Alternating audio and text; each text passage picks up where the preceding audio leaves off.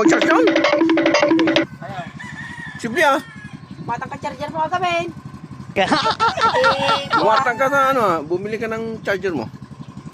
Yung original ah.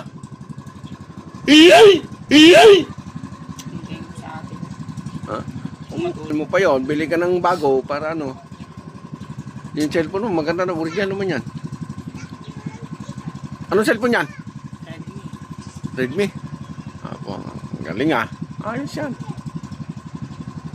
O sige, mag-charge ka muna dyan sa bahay. Baka ano, i-try mo kasi ulit ah. Ha? Hindi na pwede. Pwede yan. Hindi na. Tirahan na. Baka yan ano. Nag-charger aja sa sarami guys. Gay tabok. Pwede to ah. Posible ah.